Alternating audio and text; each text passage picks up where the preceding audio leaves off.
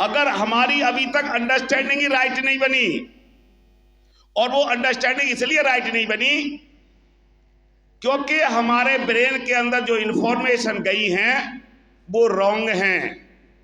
इस देश का जो प्रीवैलेंट सोशल सिस्टम है, क्योंकि इंसान एक सोशल एनिमल है, सोशल एनिमल होने के नाते उसके ब्रेन के अंदर सोसाइटी से इंफॉर्मेशन जो गई हैं, चाहे वो जन्म जिस परिवार में लिया उसके पेरेंट्स के माध्यम से, जब छोटा 2 साल का 3 साल का 5 साल का बच्चा होता है अपने फ्रेंड सर्कल में खेलता है, वहां से 5 साल के बाद जब वो स्कूलिंग होती है, स्कूल में जो लिटरेचर पढ़ाया जा रहा है, जो साहित्य पढ़ाया जा रहा है, उसके माध्यम से उसके ब्रेन में जो इंफॉर्मेशन कलेक्ट होके गई हैं, उससे जो हमारी अंडरस्टैंडिंग है वो जो सेट हुई है वो हमारी रॉन्ग अंडरस्टैंडिंग है।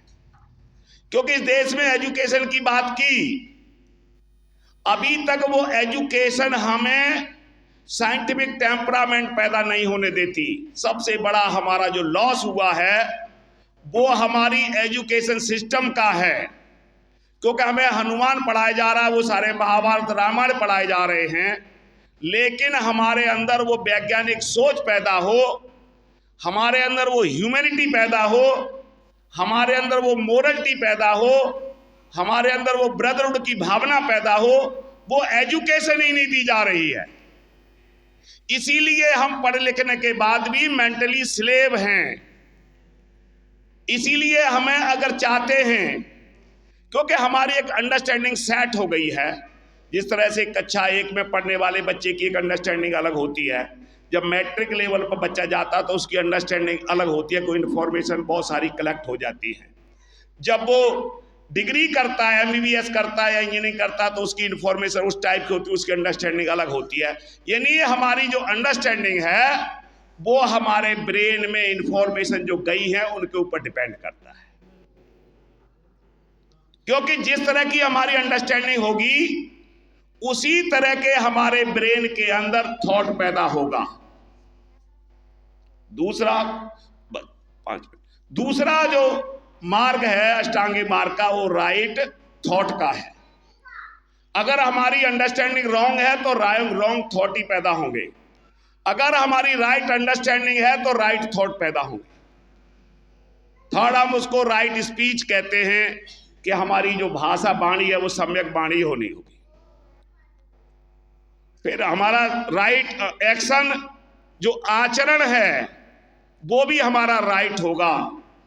फिर राइट लिवलीहुड आता है, राइट एफर्ट्स आते हैं, व्यायाम हम जो समाज में चेंज करने के लिए एफर्ट्स करने हैं।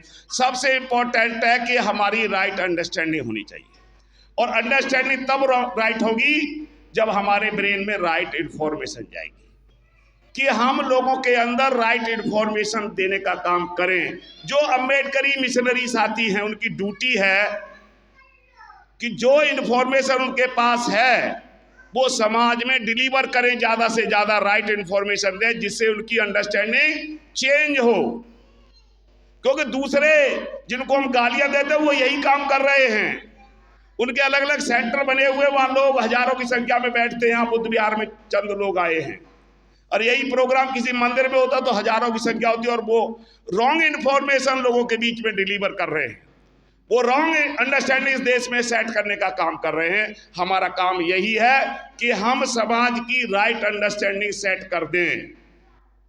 यही बाबा साहब डॉक्टर अम्बेडकर हमारे से आशा रखते थे, हमारे से यही उनकी उम्मीद थी। इसीलिए साथियों, बाबा साहब डॉक्टर अम्बेडकर ने लास्ट में 14 अक्टूबर जब 1956 को नागपुर में दीक्षा के बाद 15 अक्टूबर को वो चंद्रपुर गए। नागपुर से थोड़ी दूर पर चंद्रपुर डिस्ट्रिक्ट है, जहां पर बाबा साहब डॉक्टर अम्बेडकर ने अगले दिन दीक्षा दी लोगों को। जब लौट के नागपुर आए तो उन्होंने कहा, बहुत सारे बुद्धिजीवी साथियों को शाम को जब नागपुर में संबोधित कर रहे थे, बाबा साहब ने कहा कि आप लोग राजनीति के पीछे लगे हो, ये जो राजनीतिक अधिकार मैंने लेके दिए बड़े ही विरोधियों के साथ लड़ाई लड़ करके दिए हैं, लेकिन मैं जो देख रहा हूं कि हमारे विधानसभाओं में या लोकसभा में जो लोग जाते हैं हमारे रिजर्वेशन से, वो जाने से पहले अपने मुंह के ऊपर पट्टी बांध करके जाते हैं।